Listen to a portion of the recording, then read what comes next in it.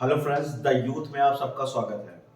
जैसा कि मैं अपने पिछले वीडियो में आप सबको क्या वर्णमाला पढ़ा चुका था। वर्णमाला में क्या क्या होता है, उन सबसे जितनी जरूरी बातें हो सकती थी वो लगभग मैंने सारी बातें बता दी और उसके अलावा आप सबको जो उनसे महत्वपूर्ण क्वेश्चन हो सकते थे वो भी करा दिया।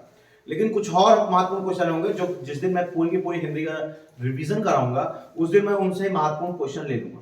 आज उसी के आगे एक नया टॉपिक संज्ञा पढ़ना शुरू करते हैं। ठीक है, तो संज्ञा के जो भी भाग हैं, जो भी है उनसे संबंधित हम एक वीडियो, दो वीडियो या तीन वीडियो में उनको पढ़ते हैं। उसके बाद संज्ञा से जितने महत्वपूर्ण प्रश्न बनेंगे, है ना, उन प्रश्नों की हम लोग प्रैक्टिस कर लेंगे। चलिए हम लोग अपने टॉपिक की तरफ लौटते हैं और संज्ञा पढ़ते हैं।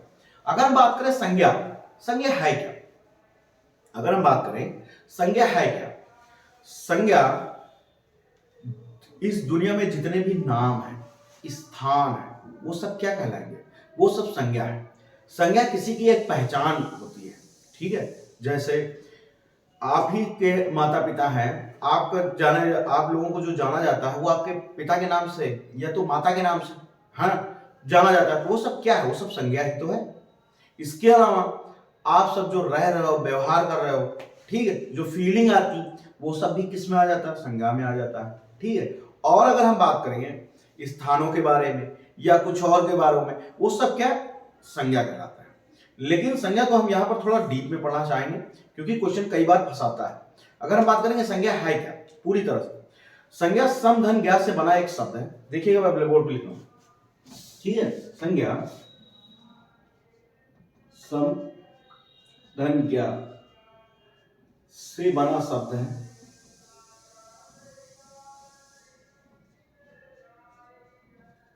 बना शब्द है। अगर हम बात करें इसमें उपसर्ग क्या है, संज्ञा में उपसर्ग क्या है? अगर उपसर्ग की बात करेंगे तो हमारे यहां पर क्या, कौन सा उपसर्ग आ जाएगा संज्ञा में? उपसर्ग में सम है, यानी हमारा उपसर्ग संज्ञा में क्या है? सम उपसर्ग है। अभी उपसर्ग और प्रत्यय में आपको आगे पढ़ाऊंगा, लेकिन यहां पर थोड़ा बातें जरूरी है इसलिए मैंने बता दिया। ठीक है, इसका और अगर हम बात करें, ये तो इसको छोटी सी जानकारी थी। अगर इसकी परिभाषा की हम बात करें, डिफिनेशन की बात करें, डिफिनेशन इसकी क्या होती है देखना। संसार के समस्त वस्तुओं के नाम, यहां पर डिफिनेशन लिख रहा हूं, संसार के समस्त वस्तुओं के नाम, समस्त वस्तुओं के नाम संज्ञा कहलाते हैं। संज्ञा कहलाते हैं।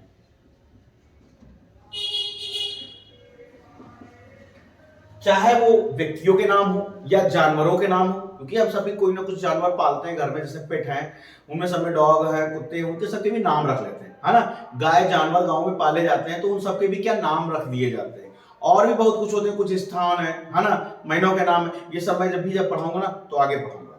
इतनी बात है, यानी अगर संज्ञा की क्या है, संज्ञा सम धन ज्ञा से मिलकर बना हुआ शब्द है। इसमें सम उपसर्ग का प्रयोग किया गया है। अगर इसकी डिफिनेशन की बात करोगे, संसार की समस्त वस्तुओं के नाम संज्ञा कहलाते हैं। ठीक है, इतनी बात समझ में आई संज्ञा क्या है। ठीक है, संज्ञा की डिफिनेशन क्या है, इसमें कौन सा उपसर्ग है और क्या है, इतनी बात समझ में आई। अगर हम बात करें संज्ञा के प्रकार, चलिए यहां पर संज्ञा के हम लोग प्रकार की बात कर लेते हैं।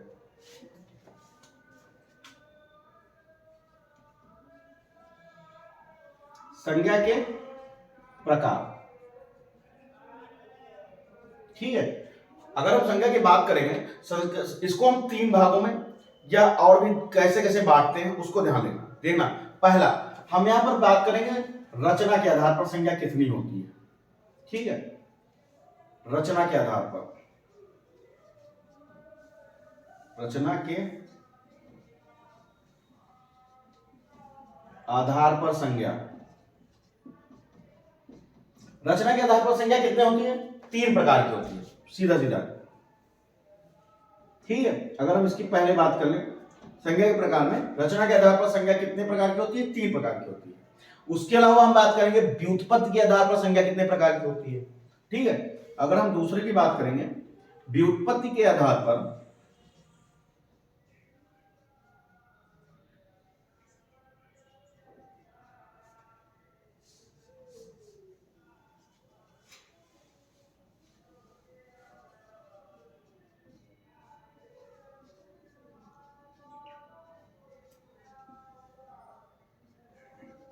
व्युत्पत्ति के आधार पर संज्ञा कितने प्रकार की होती है?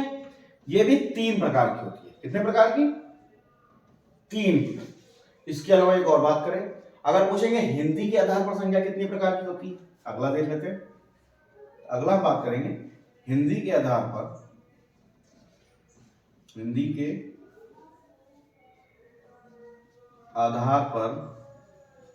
संज्ञा ये भी 3 प्रकार की होती है। देखिए बच्चा, चाहे वो पूछे रचना के आधार पर संज्ञा कितने प्रकार की होती है, चाहे वो पूछे व्युत्पत्ति के आधार पर संज्ञा कितने प्रकार की होती है, या पूछे हिंदी के आधार पर संज्ञा कितने प्रकार की होती है, तब भी आप बताओगे 3 प्रकार की। लेकिन अर्थ के आधार पर या अंग्रेजी के आधार पर संज्ञा कितने प्रकार की होती है, यहां पर देख लेते हैं। अगर हम पूछेंगे अर्थ के आधार पर संज्ञा कितने प्रकार की होती है, अर्थ के आधार पर संज्ञा, अर्थ के आधार पर संज्ञा कितने प्रकार की होगी? 5 प्रकार की होगी। ठीक है। उसके अलावा अगर हम बात करें अंग्रेजी के आधार पर संज्ञा कितने प्रकार की होगी, अंग्रेजी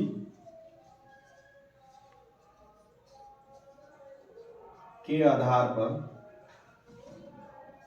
संज्ञा कितने प्रकार की होगी? 5 प्रकार की। और हम लोग जो पूछा जाता है खास करके वो पूछता है प्रकार में, यानी कई बार उसने पूछा है को ऑप्शन दे देगा रचना के आधार पर संज्ञा कितने प्रकार की होती है, तब भी आप 3 बताओगे, या व्युत्पत्ति के आधार पर संज्ञा कभी कोई पूछ देता तब भी आप कितना बताओगे? 3 प्रकार की बताओगे। हिंदी के आधार पर पूछेगा संज्ञा कितने प्रकार की होती है, 3 प्रकार की बताओ। लेकिन अर्थ और अंग्रेजी के आधार पर संज्ञा पूछेगा कितनी होती है, तो हमारी 5 प्रकार की होती है। और जो हम सबको पूछे, अगर बात करें हम लोगों को जो पढ़ना, जो हम लोगों के टॉपिक में शामिल है और जो इनसे क्वेश्चन बनते हैं, वो हमारी अंग्रेजी के आधार पर संज्ञा है, यानी 5 प्रकार की है। इनसे क्वेश्चन बनते हैं और इन्हीं से ज्यादा क्वेश्चन पूछे जाते हैं। ठीक है। अगर एक और है, अगर हम बात करें गणना के आधार पर संज्ञा कितने प्रकार की, तो गणना के आधार पर भी संज्ञा 2 प्रकार की है, एक गणनीय है, एक अगणनीय। अगर यहां पर हम लिखना चाहे गणना के आधार पर संज्ञा,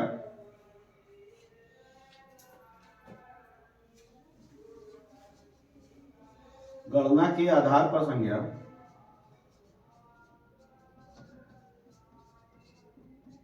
गणना के आधार पर संज्ञा 2 प्रकार की। कौन कौन सी देख लेना। एक गणनीय, गणनीय का मतलब जिनको गिन सकें, और एक अगणनीय जिनकी हम गिनती नहीं कर सकते। ठीक है, ये था इनका प्रकार। और क्वेश्चन कई बार पूछा है व्युत्पत्ति के आधार पर संज्ञा कितने प्रकार की है, तो हम यहाँ पर 3 बताएंगे। अगर उसके अलावा पूछता है हिंदी के आधार पर संज्ञा कितने, वो भी हम 3 ही बताएंगे। लेकिन जो इनसे क्वेश्चन और डीप में अंदर से बनता है वो हम अंग्रेजी के आधार पर बनता है ना। वो कौन कौन से होते हैं आपने सुना होगा, पर्सनल नाउन है, कॉमन नाउन है, ऑब्जेक्ट नाउन है, मटेरियल नाउन है, इन सब क्या अंग्रेजी। लेकिन हिंदी की बात करें, हिंदी में कौन कौन सा आता है? व्यक्तिवाचक आएगा, जातिवाचक संज्ञा क्या है, भाववाचक संज्ञा क्या है, द्रव्यवाचक संज्ञा क्या है, समूहवाचक संज्ञा क्या है, इनसे क्वेश्चन बनता है ना। लेकिन जो जिनसे क्वेश्चन बार बार बनता है, जिनसे पूछा जाता है, वो इन्हीं से पूछा जाता है। लेकिन कभी कभी प्रकार से भी पूछता है कौन कौन सी संख्या कितने प्रकार की होती है, वहां पर ये सब जानकारी नहीं होती तो हम सबसे क्वेश्चन क्या होता है, पूरा का पूरा गलत हो जाता है। लेकिन ये जानकारी भी हम लोगों के साथ में होना जरूरी है। चलिए, अब हम लोगों से जो क्वेश्चन पूछा जाता है उसके आधार पर, यानी अंग्रेजी के आधार पर संज्ञाओं को हम लोग डीप में पढ़ते हैं। इसको मैं तब तक इरेज करता हूं।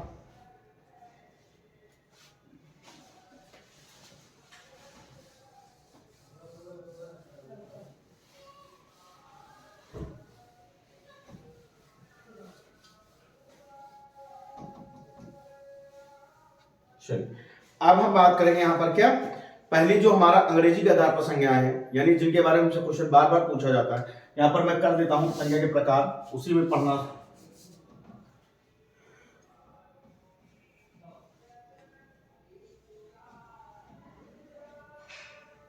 और ये सब अंग्रेजी के प्रकार में है। अगर हम बात करेंगे पहला अंग्रेजी के आधार पर किसका प्रकार आएगा, तो व्यक्तिवाचक संज्ञा का आएगा। किसका आएगा? व्यक्तिवाचक।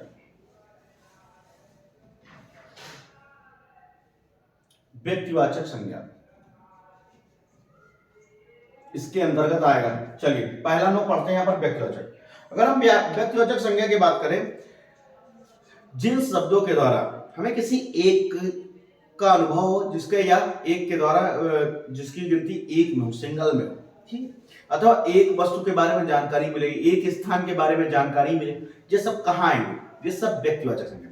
एक बात और, जितने भी यहाँ पर महिलाओं के नाम, पुरुषों के नाम है ना, जानवरों के नाम है, स्थानों के नाम है, या जितने भी नाम कह सकते हो जो सिंगल इंडिविजुअल का अनुभव कराते हैं, सिंगल बताते हैं, वो सब व्यक्तिवाचक संज्ञा के अंतर्गत ही आते हैं।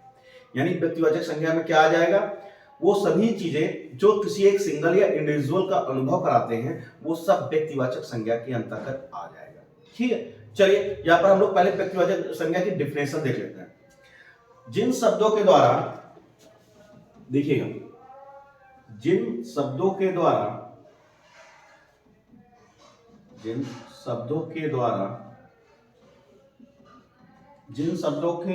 द्वारा किसी एक व्यक्ति,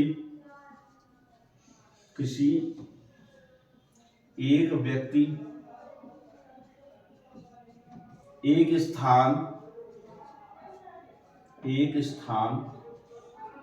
स्थान अथवा एक जाति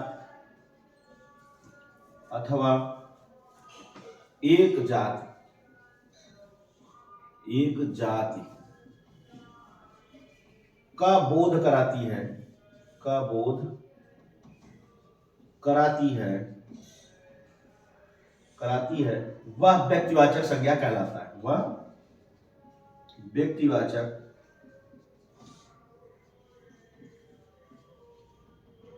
वह व्यक्तिवाचक संज्ञा कहलाती है।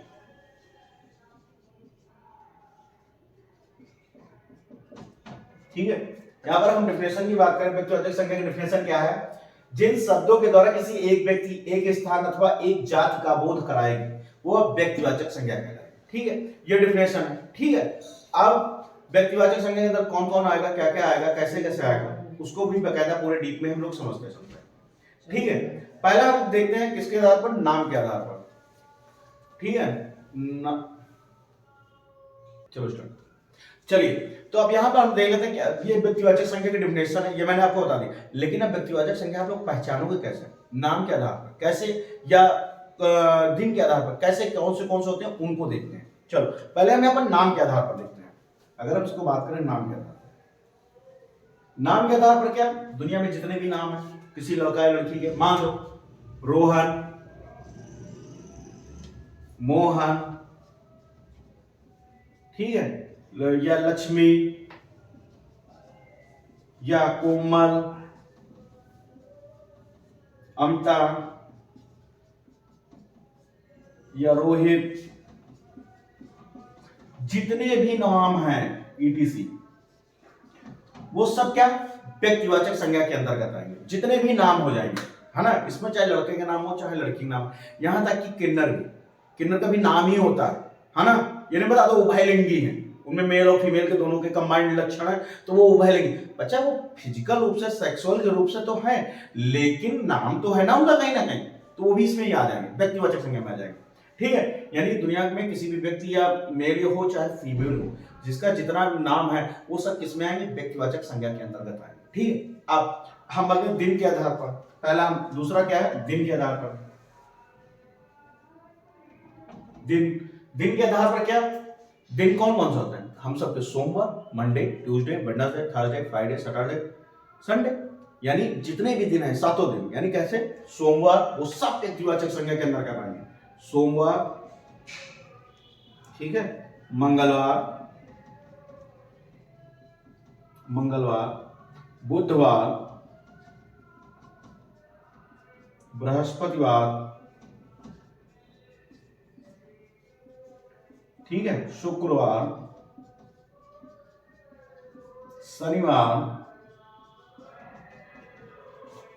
रविवार, ये सब किसमें आ जाएंगे? ये सब व्यक्तिवाचक संज्ञा में आ जाएगा। अच्छा, हम सबके हिंदू में एक चीज है, हिंदू रीति रिवाजों के अनुसार एक चीज है, क्या? दिनों को भी हम लोगों ने भगवान के हिसाब से बांट दिया है। तो क्या हमने आपको बताया, इसमें नाम के आधार पर बताया, चाहे रोहन, मोहन, सोहन, कोमल, अमिता, रोहित, जो भी आ जाए। उसके अलावा दिनों के आधार पर बताया, यानी संज्ञा होगी। ठीक है, दिन के अलावा कहीं और भी होती है। अगर हम बात करें दिन में, महीना, देख लेते हैं महीनों के आधार। महीना में क्या, हमारे जनवरी, फरवरी, मार्च, अप्रैल, मई, जून, जुलाई, ये जितने महीने, ये सब व्यक्तिवाचक संज्ञा के अंदर आते हैं। जनवरी, फरवरी, ठीक है, मार्च, अप्रैल, मई, जितने भी हैं 12 महीने, ये सब किसके अंतर्गत आ जाएंगे? ये सब हमारे व्यक्तिवाचक संज्ञा के अंतर्गत आ जाएंगे। ठीक है, और आगे हम बढ़ते हैं व्यक्तिवाचक संज्ञा में। अगर और जानने की कोशिश करें व्यक्तिवाचक संज्ञा में और क्या क्या आता है, कैसे आता है, तो यहां पर आते हैं कुछ देशों के नाम। ठीक, यानी जितने भी देश हैं, यहां पर हम लिख सकते हैं देश के नाम, देश के नाम। यहां पर जितने भी देशों के नाम हैं, चाहे भारत के पड़ोसी देश हो या ना हो, ठीक है, वो सब क्या है, वो सब व्यक्तिवाचक संज्ञा आता है। जैसे देखना, भारत, नेपाल, अपना नल्ला पाकिस्तान, है ना, पिताजी, पिताजी का बेटा, और दादाजी को भी ले, वो नाती को भी लेते हैं। नाती कौन? बांग्लादेश, बांग्लादेश, श्रीलंका, अमेरिका, पीटीसी, जितने भी देशों के नाम हैं वो सब कहां आएंगे? वो सब व्यक्तिवाचक संज्ञा के अंतर्गत आ जाएंगे। ठीक है, अब कुछ जो प्राकृतिक चीजों में आते हैं। प्राकृतिक चीजों में क्या, पर्वतों के नाम भी तो होते हैं, वो सब कहां आ जाएंगे? वो सब भी व्यक्तिवाचक संज्ञा के अंतर्गत आ जाएंगे। चलिए देखते हैं, हम बात करें यहाँ पे क्या, पर्वत के नाम।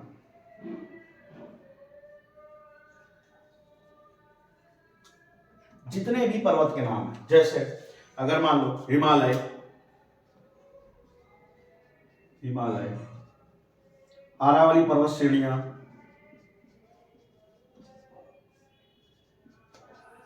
अरावली पर्वत श्रेणी, उसके अलावा बात करें एटलस, रॉकी,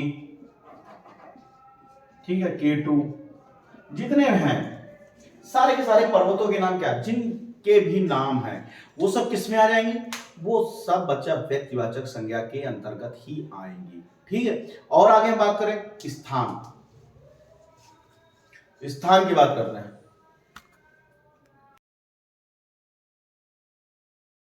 आपको बताया क्या, पर्वतों के नाम जितने भी आ जाएंगे, हिमालय है, अरावली पर्वत श्रेणियां है, एटलस है, रॉकी है, K2 है, ये सब क्या, ये सब भी व्यक्तिवाचक संज्ञा के अंतर्गत आते हैं। अब अगर इसके आगे की बात करें हम, शहरों के नाम, शहरों के नाम, शहरों के नाम बात करें, कौन कौन से, जैसे अपना लखनऊ, ठीक है, कानपुर, बरेली, दिल्ली, ठीक है, आगरा, ठीक है, या जयपुर, जितने भी शहरों के नाम हैं वो सब किसके अंतर्गत आ जाएंगे? वो सब व्यक्तिवाचक संज्ञा के अंतर्गत ही आएंगे। ठीक है, और अगर हम बात करें किसमें व्यक्तिवाचक संज्ञा कैसे हो सकती है, स्थान के नाम होते ना, गार्डन के नाम, स्थान के नाम देखते हैं। यहां पर हम बात करेंगे स्थान के नाम।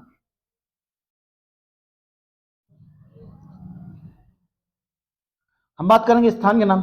स्थान के नाम कैसे, जैसे आप पता लगा दिल्ली में रहते हैं, ठीक है, दिल्ली तो व्यक्तिवाचक संज्ञा अगर ऐसे दे दिया जाए, लेकिन कहीं ना कहीं दिल्ली भी जातिवाचक संज्ञा के अंतर्गत आ जाती है। अगर बात करें दिल्ली के सभी मोहल्लों के नाम, ठीक है, अगर मोहल्लों के नाम हम बात करें क्या, मुखर्जी नगर मान लेते हैं, ठीक है, हमने मान लिया क्या, मुखर्जी नगर, मुखर्जी नगर, ये क्या हो गया, स्थान ही तो है, ये क्या हो जाएगा, ये स्थान के नाम आ जाएंगे। मुखर्जी नगर की बात करो, अवध बिहार, अवध बिहार,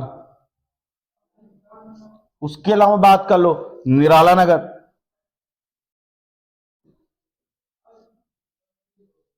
इंदिरा नगर, जितने भी आएंगे मोहल्ले, ये सब किसके अंतर्गत आ जाएंगे? ये सब व्यक्तिवाचक संज्ञा के अंतर्गत आ जाएंगे। ठीक है, चलिए आप सबको अगले क्लास में मिलते हैं, तब तक के लिए धन्यवाद दोस्तों।